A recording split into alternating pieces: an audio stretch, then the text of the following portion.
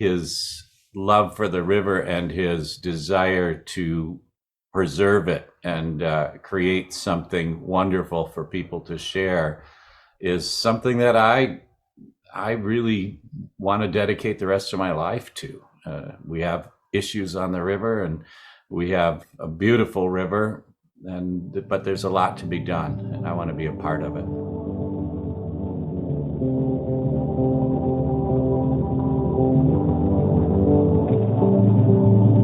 From the river to the valley to the sea,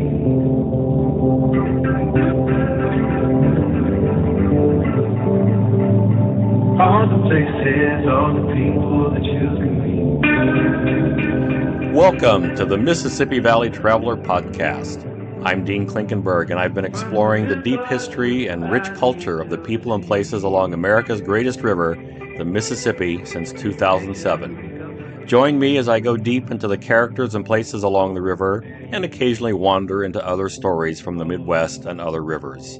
Read the episode show notes and get more information on the Mississippi at MississippiValleyTraveler.com. Let's get going. Welcome to episode 37 of the Mississippi Valley Traveler Podcast. 2024 is a big year along the Upper Mississippi.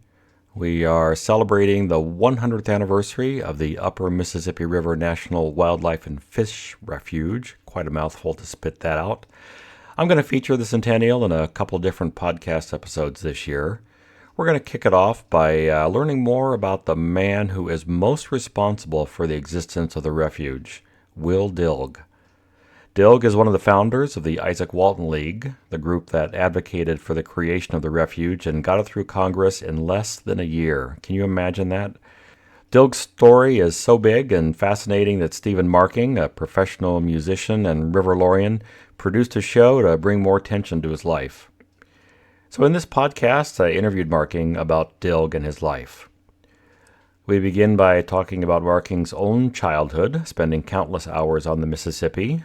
He grew up in Bryce Prairie, Wisconsin, not far from La Crosse. Then we'll get into what Marking has learned about Dilg's life, from the summers spent fishing on the river, to a life-altering tragedy, to his unprecedented efforts to establish the refuge. Marking describes Dilg's, I'd say, sometimes challenging personal disposition, and how that ultimately led to a falling out with the organization he founded. We wrap it up with a description of the new show that Marking created to pay tribute to Dilg, and hopefully you'll all get a chance to check out his show. In a later episode, I'll go deeper into the refuge itself with a discussion about what exactly it protected and the challenges facing the refuge for its next 100 years. As always, thanks to those of you who've shown me some love through Patreon. Your ongoing support makes me smile, and it keeps this podcast going. If you want to join that community, go to patreon.com/Dean Klinkenberg. Right now, one of the benefits is that all Patreon subscribers get early access to all of these podcast episodes. If you don't want to join Patreon, but you want to show some support another way, you can always buy me a coffee. I drink plenty of that. To find out how to do so, go to MississippiValleyTraveler.com/podcast, and you'll see instructions there. And as always, there'll be some links and photos in the show notes. You'll find those also at MississippiValleyTraveler.com/podcast. And now, on with the interview.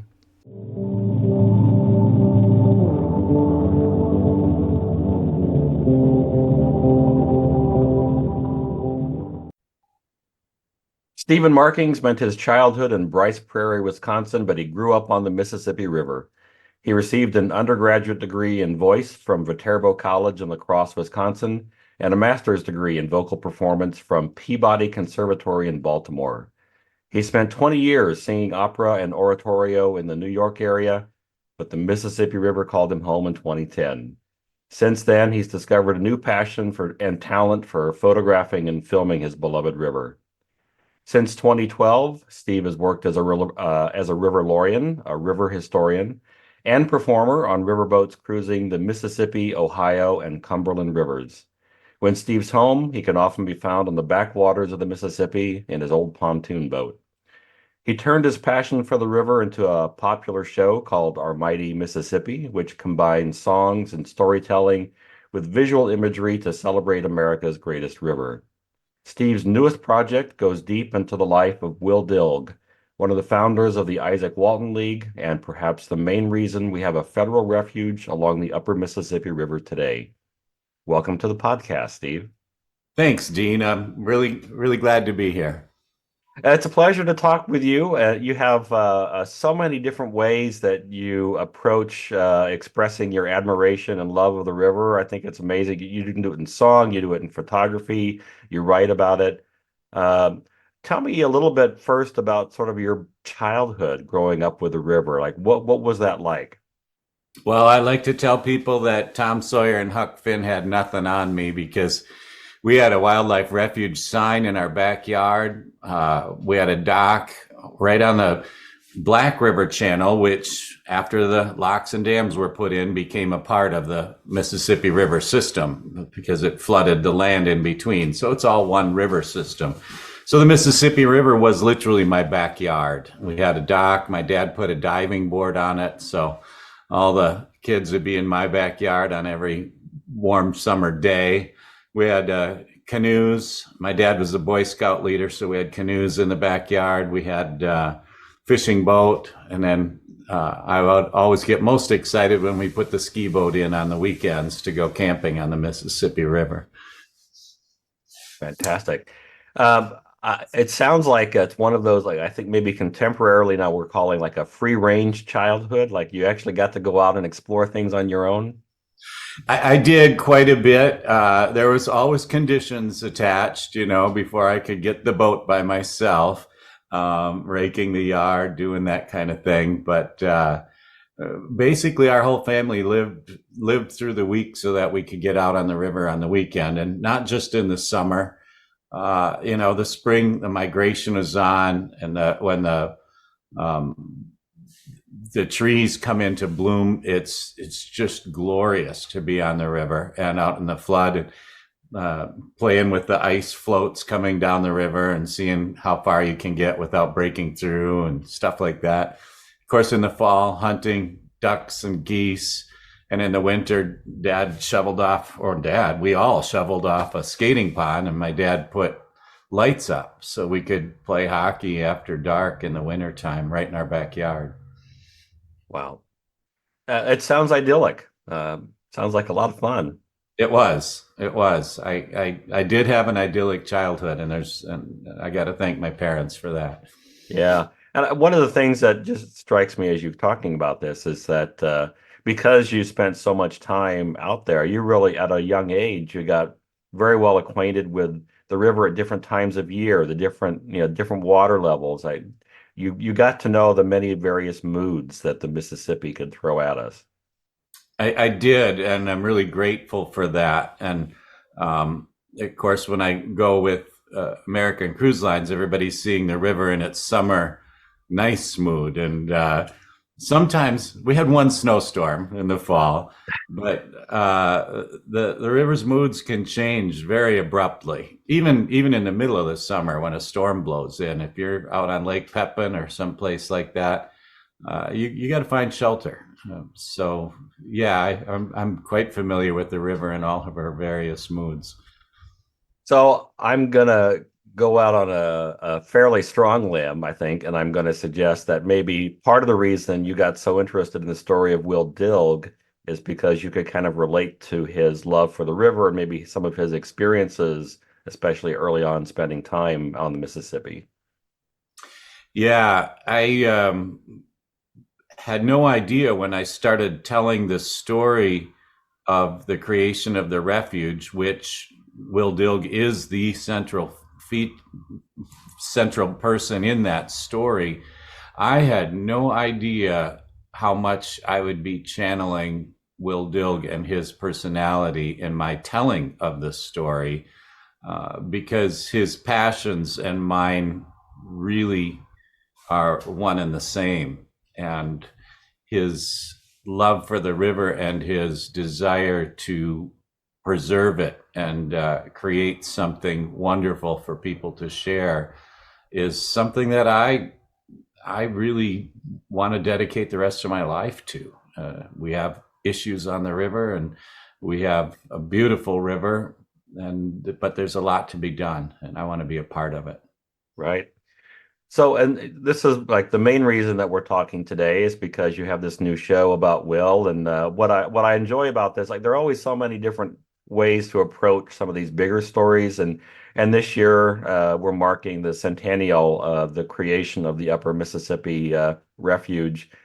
But really, Will Dilg was probably the main reason this even happened. So I was really glad to see that you had spent a lot of time really digging into his life and learning about him and bringing his story to the rest of us. So let's talk a little bit about him first. And what do you know about his background? Where did he grow up? How did he get connected to the Mississippi?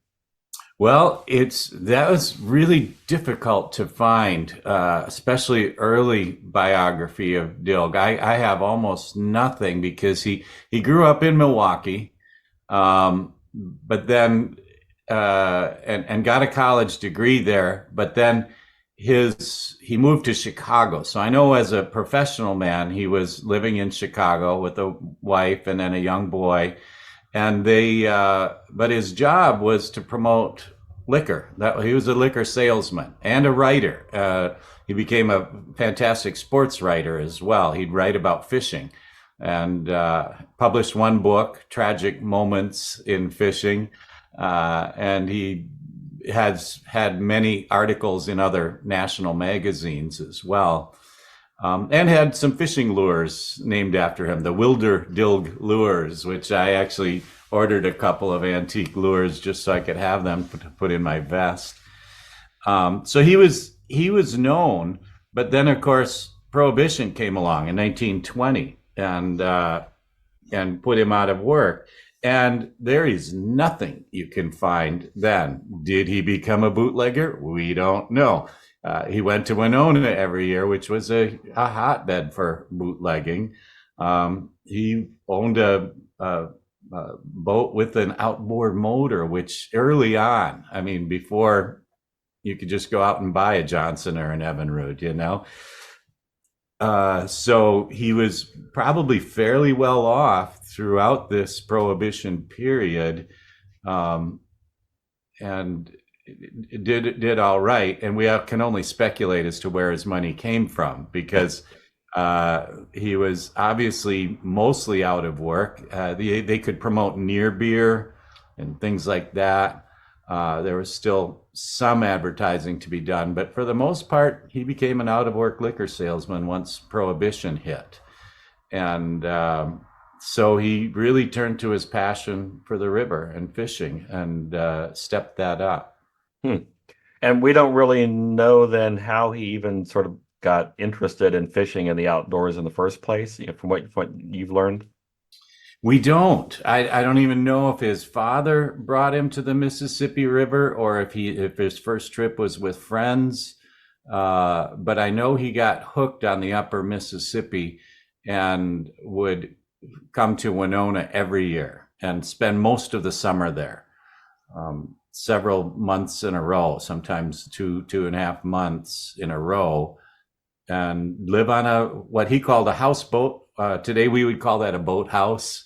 They didn't have motors and go up and down, and the river looked very different because this was pre-lock and dam. So islands and backwater channels were very different than they are today, and we wouldn't have the big pools that are held back by the locks and dams. Mm-hmm. It's an interesting idea. I'm a little envious of this, but the fact that he could spend basically the whole summer living on a houseboat on the river, it does make you wonder again, like, well, how is this guy making his living? Exactly. Me too. I mean, how does one get 2.5 months to just hang out on the river in a houseboat? And I'm working on it. I haven't quite achieved it yet, but I am working on that. But you have to somehow be making money while you're doing that. So, Right. So So he got to see this river when, like you said, there was still a lot of backwater channels, thick complexes of islands, um, probably rich with wildlife, with birds and fish in particular. He was mostly interested in fishing, though, right? And wasn't there like one particular kind of fish he was especially enthusiastic about? Well, black bass was his target, and he used um, a fly rod, and he would fish for black bass. Black bass simply is the category of smallmouth and largemouth, as opposed to white bass. And so he would lump them together and call them black bass. It's not a term we use a lot today, and so a lot of people aren't familiar with it. But that's how he wrote about it, and you'd see it in a lot of articles of the 20s, people that fished for black bass. So he was an avid fisherman. He not only fished, he wrote about it. He could talk about it all day, I'm sure, and he had some fishing stories. But the river itself, one thing that I didn't have time for in the telling of my story, it was in the beginning, but you have to make cuts when you're making a movie, was the fish rescue. There were thousands, literally thousands of ponds in the backwaters. Now think of it. A lot of our backwater lands were land, not lake like they are now, because the locks and dams are holding back water that flooded it, right? So a lot of them were marshes and land that you could go out on, and a lot of them had potholes and ponds that after the flood would dry up. Well, our Bureau of Fisheries was actually formed by fish rescue. They would go out and rescue millions of baby game fish to stock lakes and streams all across the country. And when I say millions, over years, it became billions that they rescued. So much so that they became rather protective and were angry that the herons were out there feeding on those. The heron menace. They were out there getting their baby bass that they wanted to stock these lakes with. Kind of a wonderful way of looking back and seeing how they became so proprietary of those stranded bass in all these ponds. And we don't have ponds like that anymore. That's one of the major differences between the pre-dam and post-dam, is that these landlocked ponds that provided an incredible life and death cycle, you might say, but a rich bounty for the birds and the predators of the fish, made it easy for them to catch, because there was all these shallow ponds that the fish would get landlocked in every year. Right. And like as you say, like those were important parts of the food chain for other animals at that time. So it's interesting. Like, the first thing that pops in my head is, again, sometimes get obsessed with the idea of how we manage too many things in the natural world for very narrow goals, and miss out. And then we can manage away the complexity and the real value of many of the areas that we value in the natural world. And managing just for those black bass and then trying to keep the herons and other birds away is a good example of that. Like, that's a pretty narrow goal to be managing for. It was narrow, and that's what we have to be really vigilant about today. We are stuck with managing the river. Now that the dams are in, we have to manage. We have to do dredging. We have to have physical projects out there. We can't just let the river be a river, or it's going to be giant mud flats of monocultures. That's all we're going to have left. This was predicted by the Corps of Engineers. The head of the Corps of Engineers actually said that. He said, if we put these locks and dams in, eventually you're gonna have massive swamps and disease, and it's not going to be good. And we're reaching that point now, 90 years into it, 90 some years into the locks and dams. It's time to manage this habitat, and it's going to cost billions of dollars. Yeah, exactly. Well, let's get back to Will. Yeah. He had this luxury of spending these glorious summers on the river, but it wasn't all good times, actually, was it? There was a horrible tragedy one of those summers. Yeah, it really was. In 1921, his only son or only child drowned while they were preparing lunch. And, they didn't notice he was out playing on the deck, and they didn't notice that he had somehow gone overboard. By the time they noticed, it was too late. A friend did find him floating just downstream, and they weren't able to resuscitate him. I did find the article of the police report in the Winona County Historical Society, which is why I have some details on that story. Extremely tragic, and it threw him into a deep depression. They avoided the river, they blamed the river. He and his wife, Marguerite, they somehow survived that. I know a lot of couples sometimes can't even survive a tragedy like that. Um, but they eventually found their way back to the river. And and I think coming out of that depression is what made him realize, first off, he his legacy was not going to be through a son or a daughter. His legacy would have to be something that he accomplished, and he saw the drainage of the river's lands moving upstream. Of course, the delta down south was already drained. 90% of the floodplain was now behind levees on the lower Mississippi. I don't know if it was completely 90% then, but it is now, and I'm sure it was mostly already claimed by the 1920s. And then it had moved up the upper Mississippi. It moved up, and they were building levees all the way up to Davenport. And currently, 85% of our rivers' lands are behind levees and being farmed. So all that habitat was destroyed. And so when the government issued a permit to drain the Winneshiek Bottoms, that was the last straw for him. He's like, I cannot stand by and see this happen. And he dedicated his life to this then. In fact, so much so that they called him a fanatic. They called him, and he was a crusader. Some people said he was visionary because he was successful. Had he not been successful, he probably would have just been a crank, you know.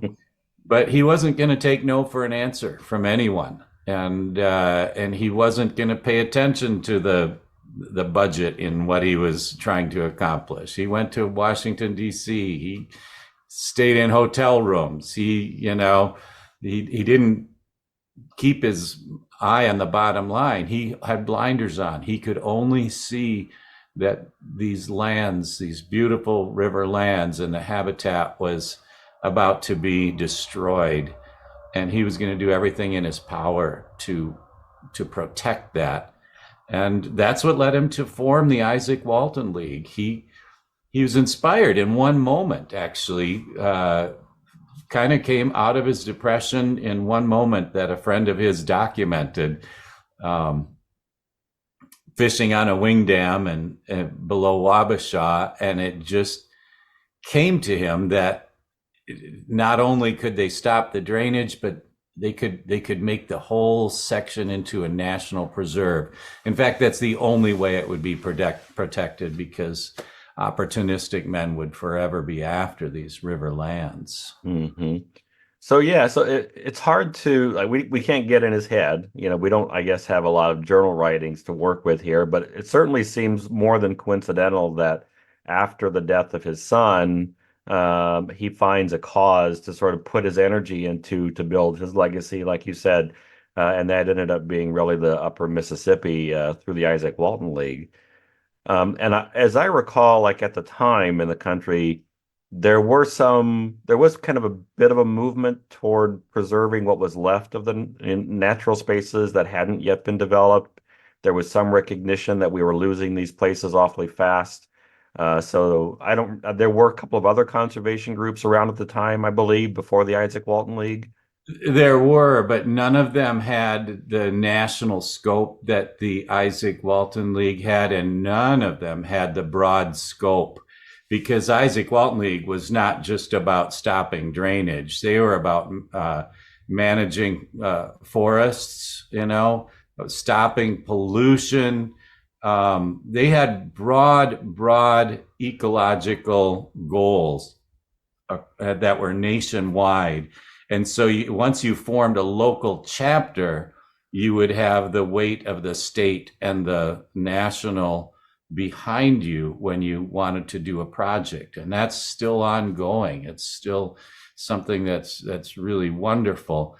But to put it in context of how significant the Izaak Walton League was and what Will Dilg accomplished, let's just talk first about Will Dilg. I like to say John Muir awoke our national environmental moral conscience, right?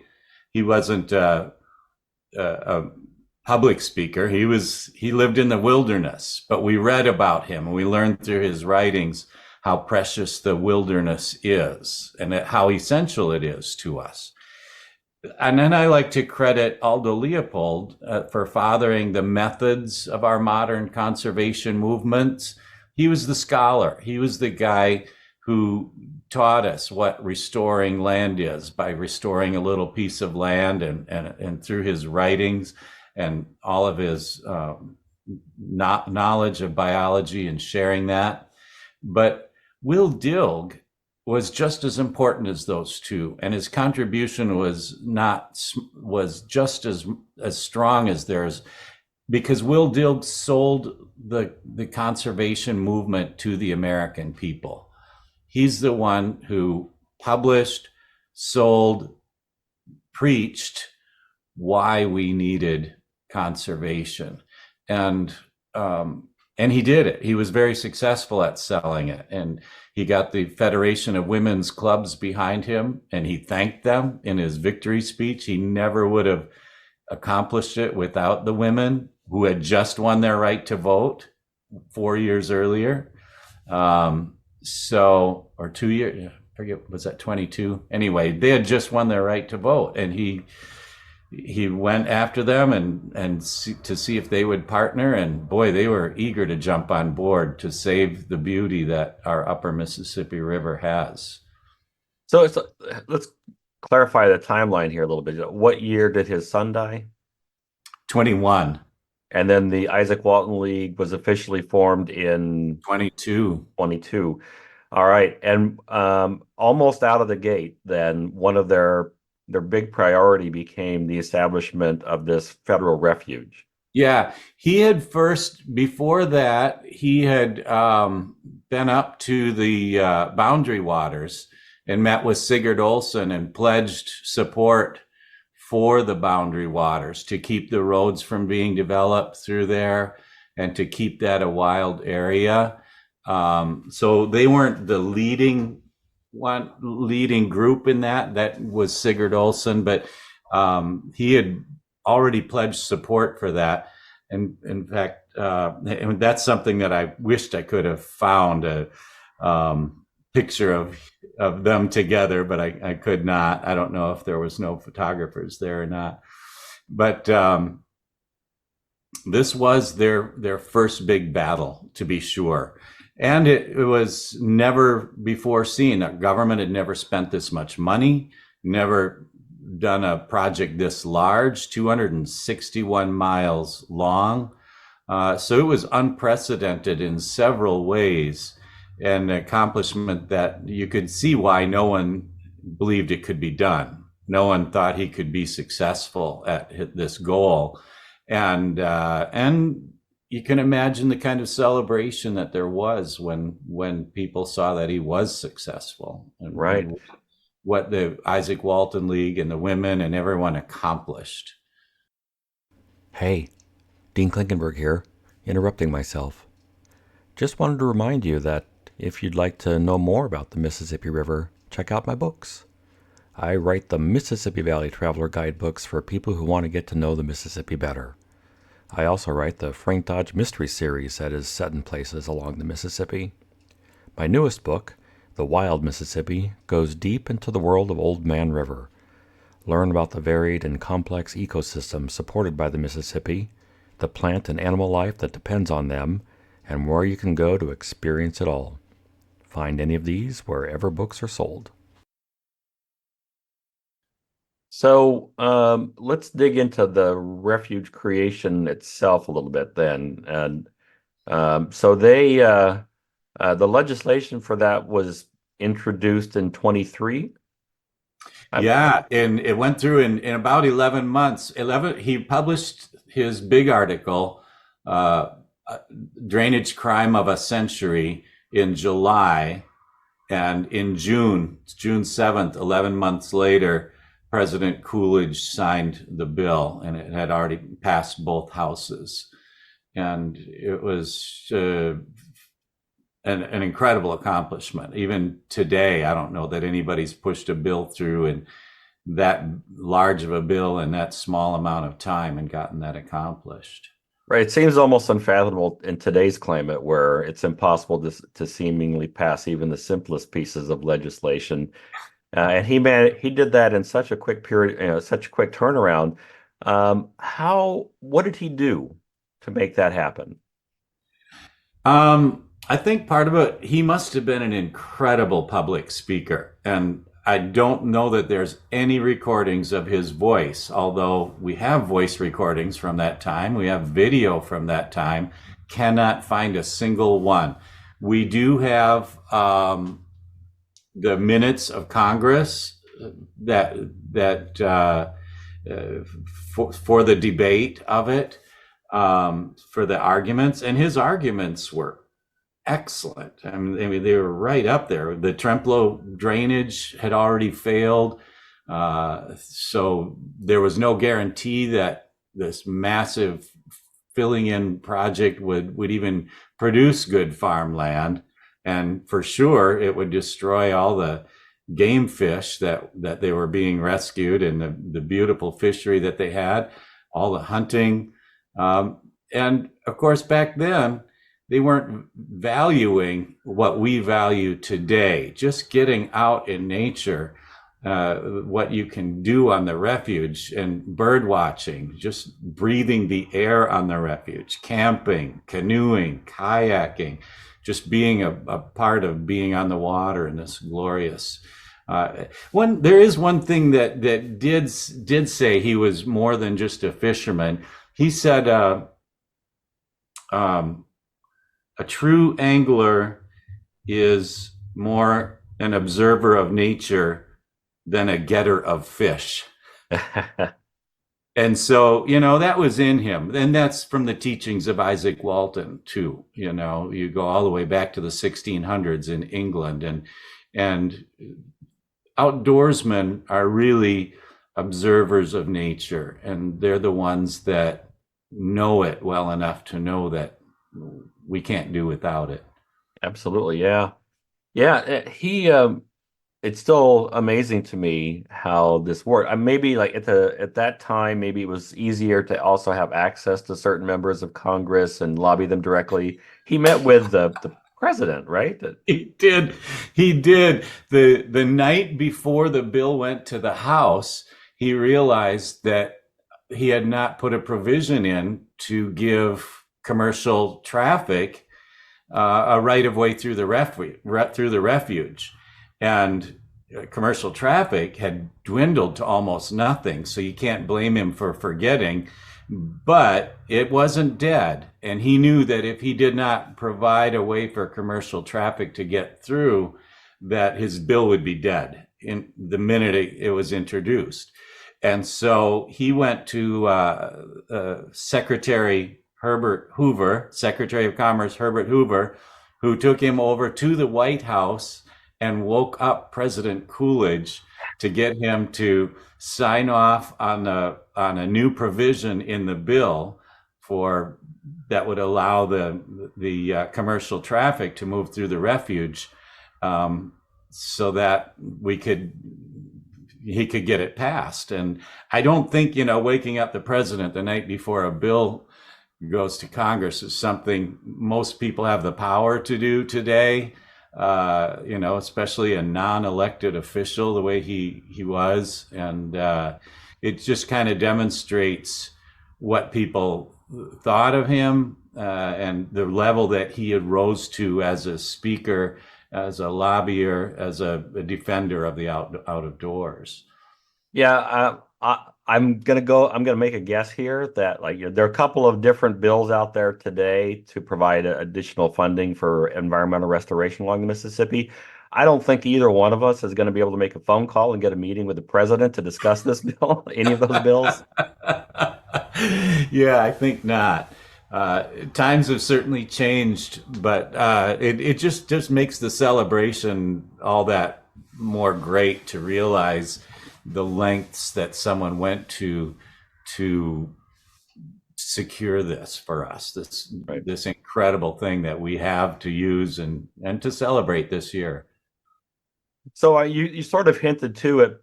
Another part of the reason for the success is that he was able to get backing from some high-profile groups that also had clout of their own. So the coalition building certainly was a very important reason for this as well. Yes, so the Federation of Women's Clubs, which I recently learned is still going. I thought that they may have morphed into the League of Women Voters, but they are two separate organizations.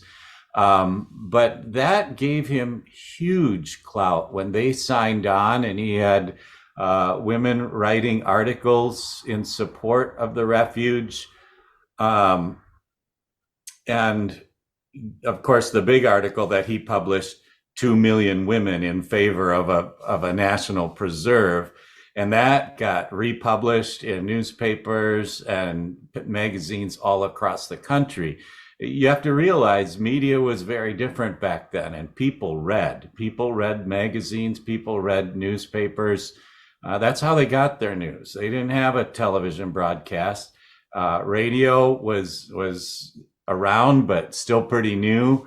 And for the most part, people read their news. So journalists had the power back then. They were the ones who really told it like it was. They brought people the news, and he was a fabulous journalist. Yeah.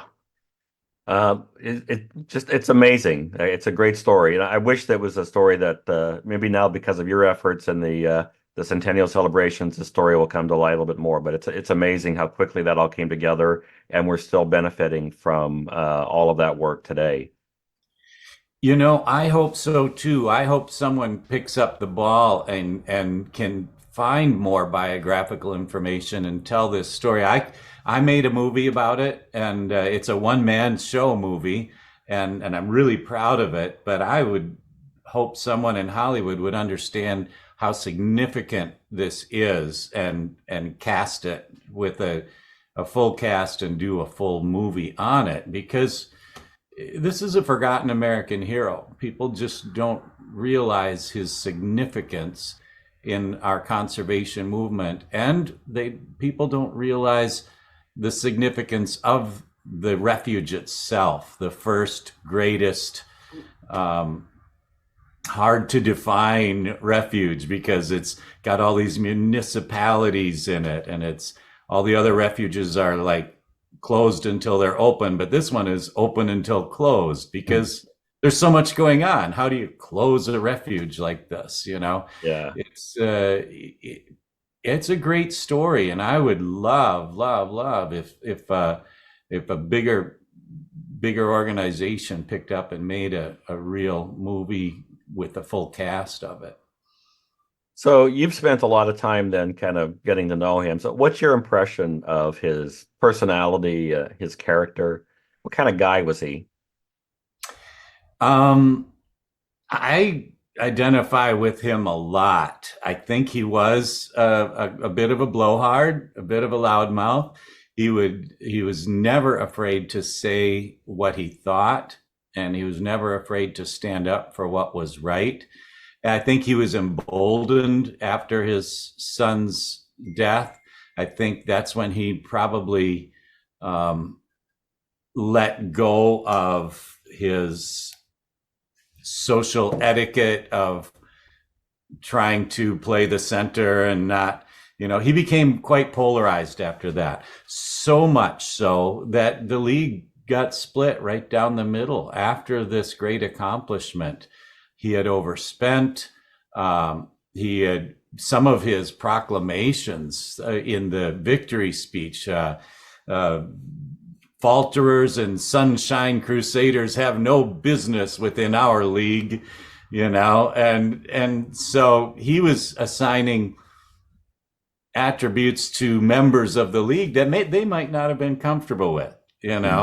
Some of them were middle of the road people, but he became such an extrovert advocate for nature that it seems he didn't really care if he burned some bridges. And that came back to haunt him, because then he was voted out of office in 25 or 26, I think it was. Let's see. He was in for 4 years, so that would be 3 to 4, 25. Yeah, so I think it was 26 he was voted out of office. And then in 27, he died of throat cancer. Wow. And he died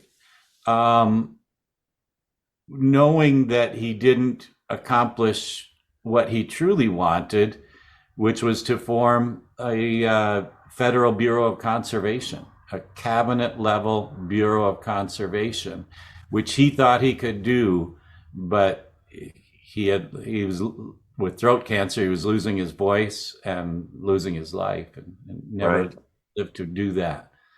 Was he, when he was working on that, was he as successful building a coalition to support that as he had been with the Refuge?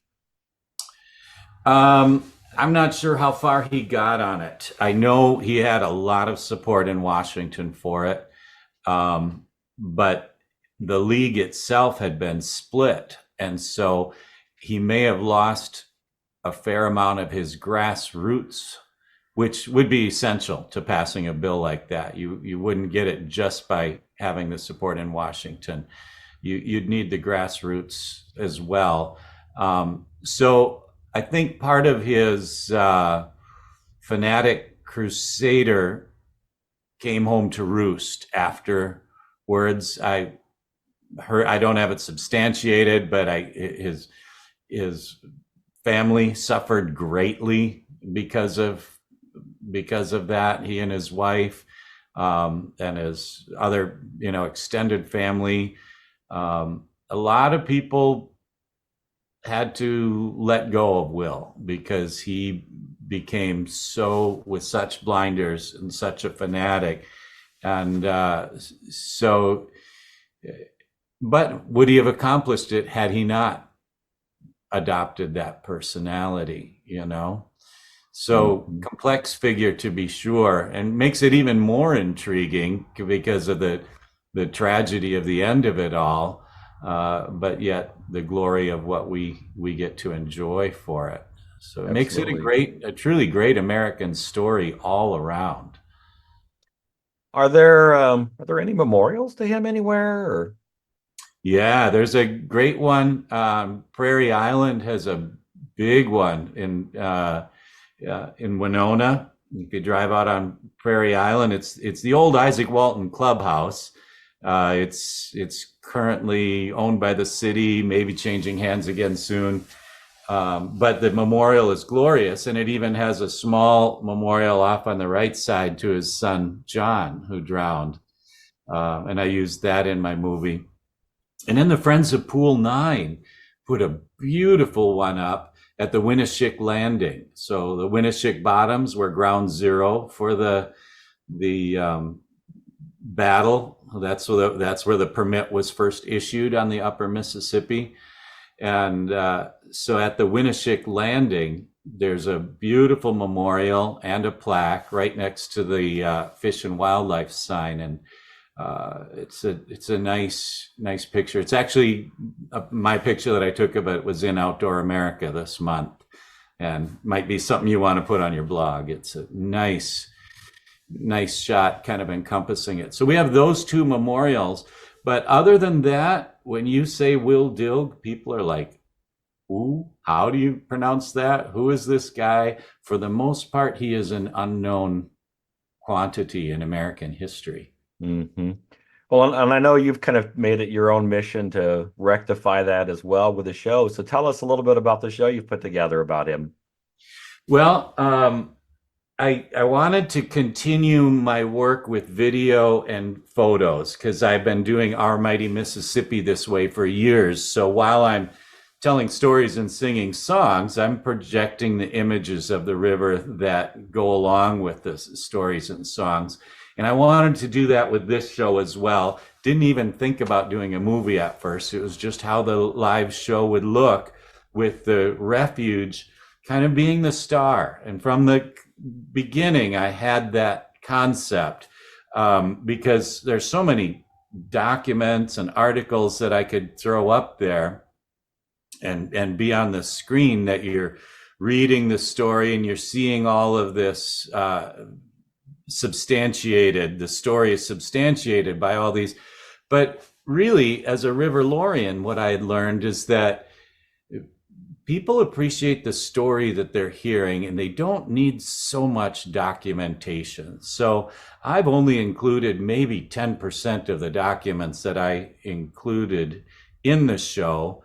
And instead, I've made the refuge the star. So you see, like my opening sequence is still photos of the lotus in bloom. First the blossom, and then the beds and the flower, and then the seed pod, and then I'll go and do some documentation, show some documentation. But then I'll go back to the marsh milkweed.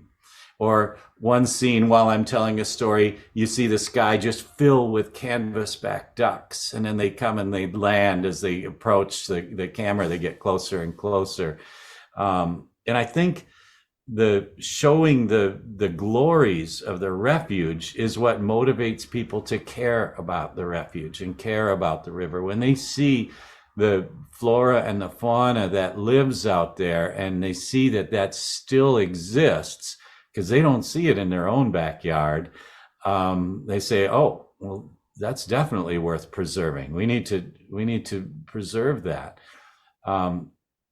So I told the story with that backdrop, weaving in and out, and most of the script, I'd say over 50%, is his own documented words. I tried to stick to that, and then until the end of the movie, when I did have to make up words, I tried to stick to his vocabulary. He didn't have things like critical habitat. He didn't have things like, they just referred to pollution as a general thing. The nitrates and the phosphorus and things like that. So they didn't have the documented science behind it all. And so I saved that for the last 10 minutes of the show. And in the last 10 minutes of the show, I almost didn't do this, but I said, I cannot resist. Will Dilg steps out and talks about today's river. And he talks about what you can do, the listener, the person who's watching. What can you do to help preserve, help manage this river? And so there's a call to action at the end, and then I do start using more of the modern verbiage that we've come to know. Right. I was lucky enough to get to see a performance a couple weeks ago at the event organized by the Friends Pool 9, and it's a really good show. And I love the way that you mix the video and the still photography with singing, but also with kind of dialogue with yourself. You have some shots of yourself out of the acting as Will Dilg in the Refuge, and there are moments when you're interacting with that version of yourself. I thought it's a very creative way to entertain, but also to show off, as you said, the richness of the Refuge. So I hope people get a chance to see it. Do you have performances scheduled coming up? As we record today, it's March 24, 2024.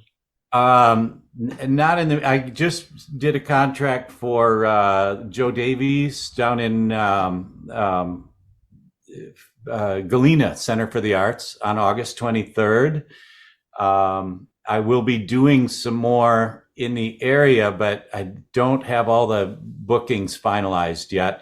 So you're just going to have to check with stephenmarking.com in order to see those. I'll always post those, and I'll be sharing them with social media and wherever I can to get the live performances. But also, I've got a movie that I'm hoping for an April 15th release of. I've only got 2 or 3 finishing touches to do on the movie. So a movie version so that more people can see it. You don't have to come to a theater to see it. You can stream it right from my website and watch it in the comfort of your own home. So that'll be coming soon on stephenmarking.com as well.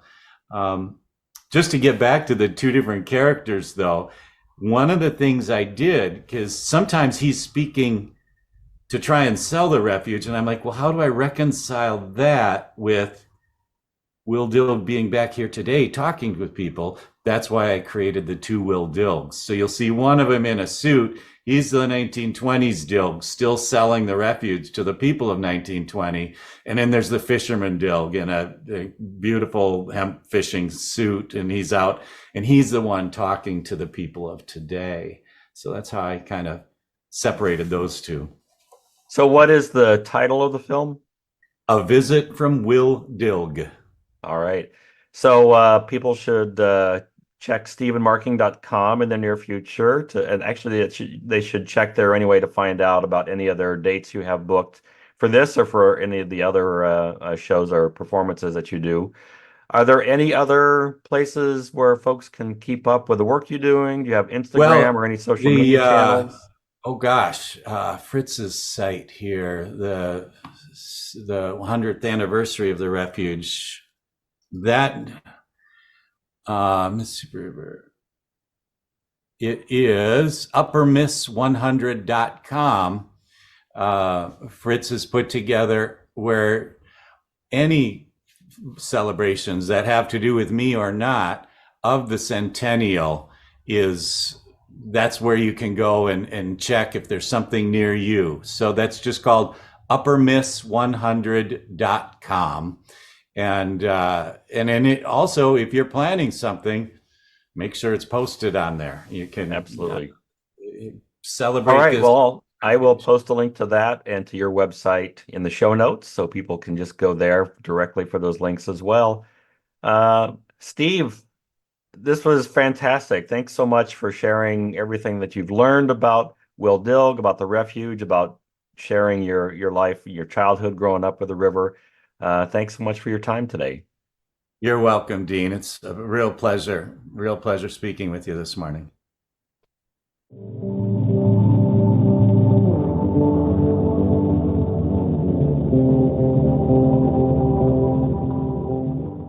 And now it's time for the Mississippi Minute. Well, as we mentioned many times during this podcast, this year marks the centennial of the Upper Mississippi River National Wildlife and Fish Refuge. A lot of things going on to mark the centennial this year. Probably the best place to keep track of all that is at uppermiss100.com, the number 100.com. I'll put a link to that in the show notes. And just in case you don't know how to find that, go to MississippiValleyTraveler.com/podcast, and then just click on the link to episode 37, and you'll find the show notes right there. Here's just a quick sampling of some of the events that have already been announced. The National Mississippi River Museum and Aquarium in Dubuque is going to open an exhibit on April 20th that will highlight or feature the origins or the beginning of the refuge itself. The Izaak Walton League of Winona is going to be hosting a film festival in Winona on June 7th and 8th. There's going to be a big fun music and art festival at the Smokestack in Dubuque on June 9th. One of the bands playing is Big Blue Sky, one of my favorites, and a band at home in the Driftless area. But besides those events, you'll also find at various times guided bird walks, guided canoe trips, river cleanups, eco tours. There's just going to be a whole bunch of things going on. So I would suggest just going to uppermiss100.com, clicking on events, and seeing what's going on near you. And heck, why not go to multiple events this year? There's going to be no shortage of options. There are so many beautiful places in the refuge, and maybe this is a good year to get out and explore and find yourself a few new favorites. Just a couple of places I know on my short list. I love walking around the prairie outside the visitor center, the National Refuge Visitor Center in Bryce Prairie. They have a couple acres of restored prairie there that full of flowers once we get into the spring and summer. And the Winneshiek Bottoms, the place that inspired Dilg to fight for creation of the refuge in the first place, is still today a wonderful place to get lost in. So what are some of your favorite spots in the refuge? You don't have to give away your deeply held secrets, but I'd love to hear from you. I'd love to know what some of your go-to spots are. Thanks for listening. If you enjoyed this episode, subscribe to the series on your favorite podcast app so you don't miss out on future episodes. I offer the podcast for free, but when you support the show with a few bucks through Patreon, you help keep the program going. Just go to patreon.com/Dean Klinkenberg. If you want to know more about the Mississippi River, check out my books. I write the Mississippi Valley Traveler guidebooks for people who want to get to know the Mississippi better. I also write the Frank Dodge Mystery Series that's set in places along the river. Find them wherever books are sold. The Mississippi Valley Traveler podcast is written and produced by me, Dean Klinkenberg. Original music by No Offense. See you next time.